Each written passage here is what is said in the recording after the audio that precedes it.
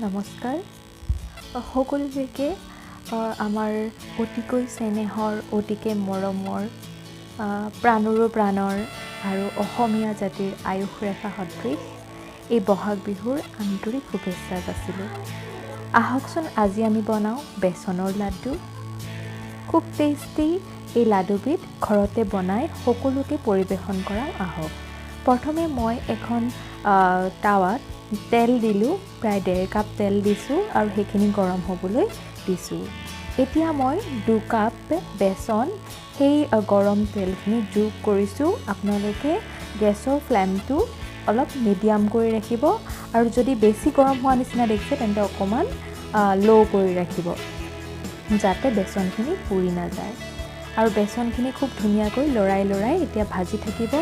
এয়া চাওক, ভাজিলে এনেকুৱা প্ৰথমতে গোটা গুটি নিচিনা দেখিব, তো লাহে লাহে বেচনৰ এটা খুব ধুনীয়া এৰমা এটা আছে, খুব ধুনীয়া গোন্ধ এটা আছে ফুৰফুৰীয়া। সেই গোন্ধটো লাহে আপোনালোকে পাব আৰু লাহে বেচনখিনিৰ ৰংটো ব্ৰাউন টাইপৰ, যিটো হালধীয়া ৰঙৰ পৰা ব্ৰাউন নিচিনা হৈ যাব আৰু এনেকৈ বেচনখিনি মেল্ট হৈ যাব, গলি যাব লাহে আৰু এনেকুৱা ষ্টেজতে আপুনি এচিকুট হালধি মই এইকাৰণে ব্যৱহাৰ কৰিছোঁ যাতে তাৰ ৰংটো আৰু ধুনীয়া হৈ উঠক। এচিকুট হালধি মই এনেকুৱাকৈ যোগ কৰি ল'লোঁ আৰু খুব ধুনীয়াকৈ লৰাই মই বেচনখিনি খুব ধুনীয়াকৈ ভাজি লৈছোঁ যাতে তাৰ কেঁচা গোন্ধটো একেবাৰেই নাথাকে। চাওক কি ধুনীয়াকৈ মেল্ট হৈ গৈছে।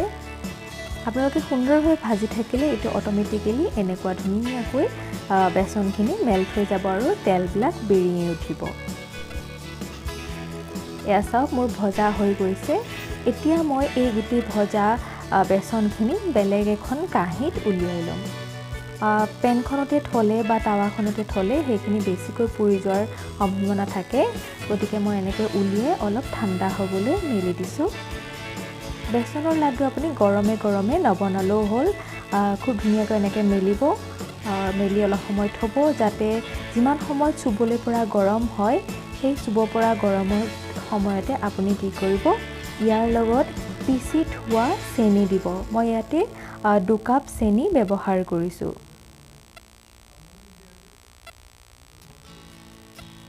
এনেকৈ অলপকৈ চেনি দি লাহে বেচনখিনিৰ লগত মিলাই যাব। গোটেইখিনি একেলগতে ঢালি নিদিব, লাহে এনেকৈ মিলাই ল'ব।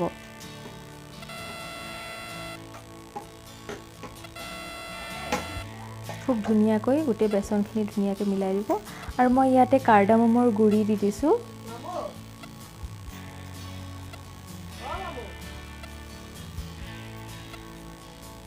এনেকৈ লাহে গোটেই বেচনখিনিৰ লগত চেনিখিনি মিলাই ল'ব আৰু চুব পৰা গৰম হোৱা অৱস্থাতে এইখিনি যোগ কৰিব, নহ'লে চেনিখিনি বেছিকৈ গলি যাব। এতিয়া মই সেই গোটেই মিশ্ৰণটোৰ পৰা হাতত এনেকৈ লৈ ধুনীয়াকৈ 2খন হাতেৰে লাড়ু বনাম। সাধাৰণতে যেনেকৈ লাডু বনোৱা হয় ঠিক তেনেকৈ মই এইটো বনাইছোঁ। এয়া চাওক, এটা হৈ গৈছে। ঠিক তেনেকৈ মই আৰু এটা বনাই দেখাইছোঁ।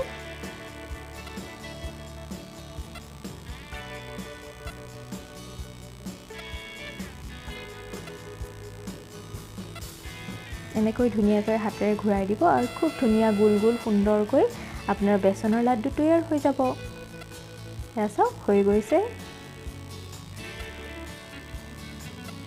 এনেকৈ গোটেইকেইটা বেচনৰ লাড্ডু মই বনাই ল'লোঁ আৰু মই ইয়াতে বেচন ইউজ কৰিছোঁ 2 কাপ, ৰিফাইন তেল ইউজ কৰিছোঁ 1.5 কাপ আৰু চেনি ইউজ কৰিছোঁ আপোনাৰ 2 কাপ। এয়া চাওক, আমাৰ বেচনৰ লাড্ডু ৰেডি। এনেকৈ আপোনালোকৰ ঘৰত বেচনৰ লাড্ডু বনাওক আৰু নিজেও খাওক আৰু ঘৰত যিখিনি মানুহ আছে সেই সকলকো পৰিৱেশন কৰাওক। আজিলৈ আহিছোঁ, ধন্যবাদ।